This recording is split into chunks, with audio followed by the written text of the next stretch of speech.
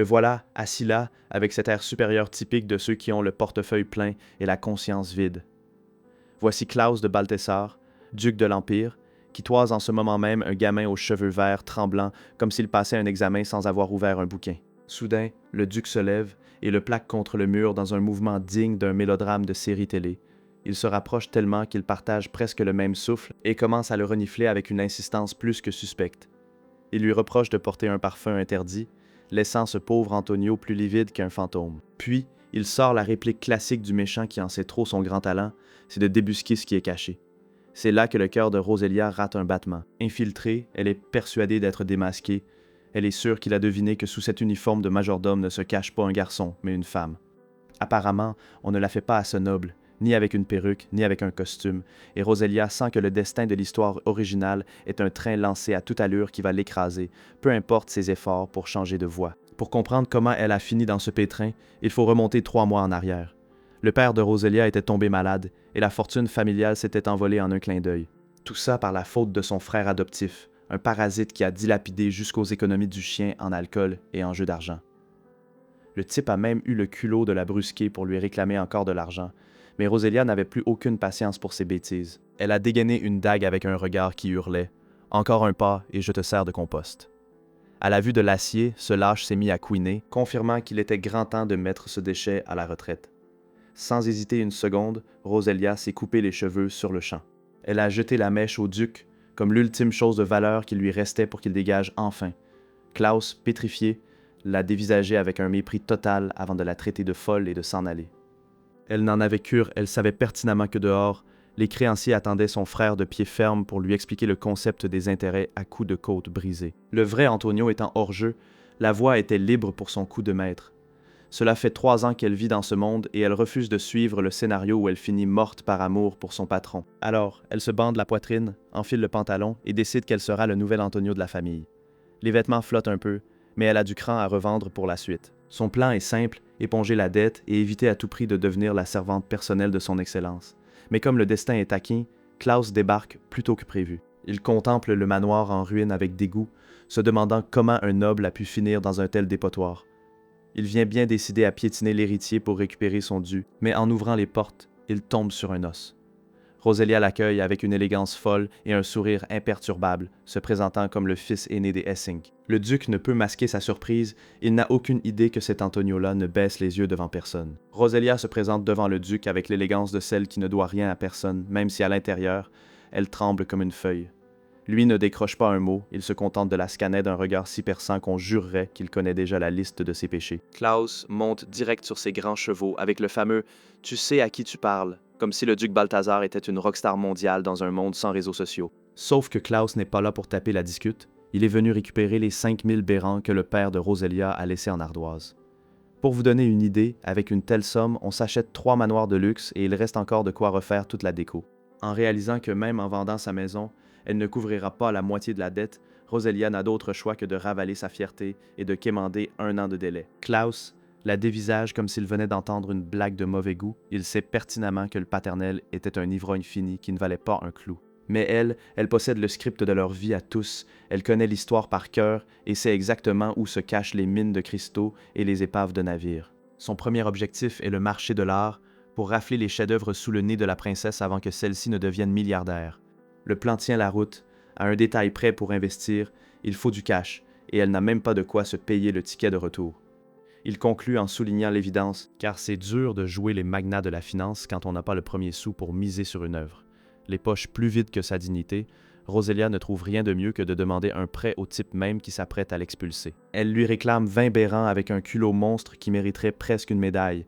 L'homme la regarde comme si elle était bonne pour l'asile, mais la gamine ne se démonte pas. Elle jure qu'elle va multiplier ses pièces en un temps record, avec la foi inébranlable d'un vendeur de formation qui vous promet la richesse alors qu'il fraude le bus. Il finit par accepter, même si on sent bien qu'il le fait plus par curiosité malsaine de la voir se planter qu'autre chose. Roselia exulte comme si elle venait de gagner la finale, mais son sourire se fige avant même qu'elle ait pu réaliser ce qui lui arrive. Soudain, 2 armoires à glace à la mine patibulaire surgissent et la soulèvent de terre comme si elle n'était qu'une vulgaire poupée de chiffon. Klaus n'est pas né de la dernière pluie, il sait que s'il file du fric à quelqu'un qui n'a plus rien, la seule chose qu'il verra, c'est la poussière derrière ses talons. La petite se débat pendant que le noble lui signifie sa sentence d'un simple geste du pouce, puisqu'elle va perdre son toit suite à la saisie du manoir. Klaus lui sort le plan le plus généreux du marché, il lui avance l'argent, mais à condition qu'elle travaille sous sa surveillance personnelle. En clair, elle devra vivre et trimer comme domestique chez lui jusqu'à ce que la dette soit totalement épongée. Roselia s'était déguisée en homme pour échapper à sa condition, et la voilà qui finit dans la gueule du loup, trimballée comme un fardeau vers le destin qu'elle fuyait. Elle a changé d'identité pour finir au point de départ, avec en prime le patron le plus dangereux de l'Empire qui lui souffle dans le cou. La pauvre n'a vraiment pas de bol. Le manoir du duc Balthazar est un véritable palais, mais pour Antonio, c'est surtout une cellule de luxe avec des draps en soie. Alors que le majordome l'escorte jusqu'à ses quartiers, le gamin n'en croit pas ses yeux. Ce n'est pas une chambre de domestique, c'est une suite qui brille plus que son propre avenir. Mais évidemment, avec le duc, rien n'est gratuit. Puisqu'ils sont désormais partenaires, son Excellence a jugé bon de l'installer dans la chambre attenante à son bureau, à peine 5 secondes de trajet. Le coup de maître pour le fliquer 24h/24, Antonio ne pourra pas lâcher un soupir sans que le patron ne soit au courant. En plein milieu de la visite, une fille aux cheveux de lune lui tombe dessus, comme s'il était une peluche géante. Le pauvre reste pétrifié pendant qu'elle lui fait un câlin d'une familiarité déconcertante. Voici Closet, la sœur du duc, une gamine qui n'a manifestement jamais entendu parler de bulle personnelle. Elle le dévisage de haut en bas avec l'insistance de quelqu'un qui choisit son dessert et décrète que le petit a le profil idéal pour devenir son nouvel il domestico. C'est le terme chic que les nobles désœuvrés utilisent pour désigner les serviteurs mignons qui servent de déco. En 5 minutes, Antonio est passé de débiteur désespéré à pot de fleurs de luxe. Une ascension fulgurante, certes, mais pas vraiment dans la direction espérée. Heureusement, la gouvernante débarque et traîne la demoiselle vers ses soins de beauté ici. Même les pores de la peau ont un emploi du temps à respecter. Le majordome le gratifie d'un regard chargé d'une envie flippante en le félicitant techniquement. Antonio a maintenant le privilège d'être exploité par 2 personnes à la fois. À peine seul dans sa chambre, il s'effondre sur le lit, le moral à zéro. Soit il déniche 500 bérangs en 2 mois, soit le duc finit par s'en servir comme tapis de sol. Avec une telle épée de Damoclès au-dessus de la tête, dormir est un luxe inabordable, et pour couronner le tout, Alejandro ne ramène toujours pas l'avance promise. C'est sa première nuit au manoir, et il étouffe déjà. Le pire, ce n'est pas l'ambiance, c'est ce bandage qui lui comprime la poitrine toute la journée pour cacher qu'elle est une femme. Persuadée que personne ne viendra la déranger à cette heure indue, elle décide de tout défaire un instant pour laisser son corps respirer. Allongée sur le lit, elle a enfin l'impression de revivre, mais ce moment de paix sera de courte durée.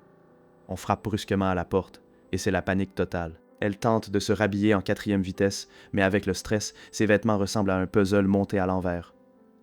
La poitrine à moitié serrée et le cœur à 200 à l'heure, elle n'a pas d'autre choix que d'ouvrir. Convaincue que c'est Alejandro, elle s'apprête même à l'engueuler pour son retard, mais elle tombe nez à nez avec le duc en personne, en tenue décontractée. Klaus lui explique que son assistant était occupé et qu'il a préféré apporter l'argent lui-même. Il ne s'attendait visiblement pas à ce que le gamin l'accueille en serrant un vase géant contre lui pour se cacher. C'est la tentative de camouflage la plus pathétique au monde pour masquer une chemise grande ouverte, mais selon Antonio, il était juste en train de revoir la déco à minuit. Klaus lui tend l'enveloppe contenant les 20 bérangs, et c'est la crise impossible de lâcher le vase sans griller son secret devant le patron. Antonio reste là, à souffrir en silence. Le duc l'observe avec une patience de saint et finit par lui demander pourquoi il ne pose pas cet ornement par terre une bonne fois pour toutes. Antonio insiste, prétextant qu'il n'a pas encore trouvé l'emplacement idéal, même si ses bras tremblent sous le poids. Sa fierté est plus forte que la gravité. Il préférerait se briser les côtes plutôt que d'avouer la vérité. Le duc n'a d'autre choix que de se plier à cette folie. Il dépose l'enveloppe contenant le paiement dans le vase. Antonio, de son côté, lutte pour ne pas flancher ce maudit truc pèse une tonne, et sa dignité, dissimulée sous ses haillons, lui semble encore plus lourde à porter.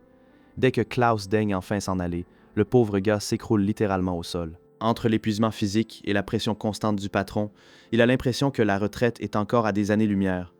Mais le repos est de courte durée. Peu après, Closet l'entraîne à une réception mondaine comme s'il était son nouveau jouet, et Roselia n'a pas d'autre choix que d'obtempérer, s'agissant d'un ordre direct de la patronne. Le voilà planté là, raide comme un piquet, pendant qu'une bande d'aristocrates le dévore des yeux entre 2 tasses de thé et 3 biscuits. Ces dames sont comme hypnotisées.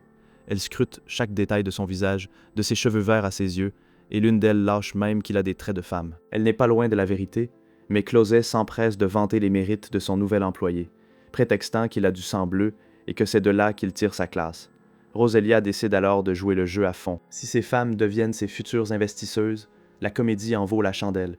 C'est alors qu'une invitée sort un accessoire étrange venu d'un autre empire, un Airbine. Antonio comprend immédiatement qu'il s'agit d'un ornement pour cheveux. Il propose alors de leur faire une petite démonstration et lui improvise une coiffure digne d'un défilé de haute couture. Le résultat est si parfait qu'elles font toute la queue en le regardant avec des cœurs dans les yeux, mais Closet, qui marque son territoire plus vite qu'un chat, exige qu'il s'occupe d'elle en priorité avant qu'on ne lui pique son prodige. Sur le chemin du retour, dans le carrosse, la patronne remarque son talent inné pour la coiffure et lui demande d'où il tient un tel doigté. Antonio prend son air de chien battu et raconte qu'il a appris en s'exerçant sur sa petite sœur, décédée récemment. Il joue la carte du mélodrame à fond pour couper court aux questions, un coup de maître pour clore le sujet, tout en jouant les frères endeuillés, ce qui est un travail à plein temps. Closet gobe l'histoire sans sourciller, touchée en plein cœur. Elle devient si sentimentale qu'elle lui propose sa propre tête comme modèle pour qu'il s'exerce quand il veut, afin de ne pas trop regretter sa sœur. Un geste de pure bonté, ou peut-être a-t-elle juste trouvé l'excuse idéale pour avoir un coiffeur de luxe gratuit. Elle se met alors à insulter les prétendus créanciers, tandis qu'Antonio ressent une pointe de culpabilité, même s'il n'a aucune intention de se priver d'un tel levier. Closet sort les grands moyens et exige de connaître le montant de la dette, persuadée que ce ne sont que des broutilles pour elle. Mais quand elle entend le chiffre de 5000 berangs, elle en a le souffle coupé. Elle reste pétrifiée, comme frappée par la foudre. Elle vient de découvrir que si l'empathie est gratuite, la solidarité, elle coûte un bras. Quel boss, cet Antonio! Il a scotché tout le monde avec sa coupe digne d'un mannequin, et puisqu'il gère de fou pour rendre les gens impeccables, montrez que vous aussi vous avez du talent en éclatant le bouton like dès maintenant. Abonnez-vous pour ne pas rater la suite et dites-moi en commentaire quel autre manoir je devrais raconter. Allez, à plus.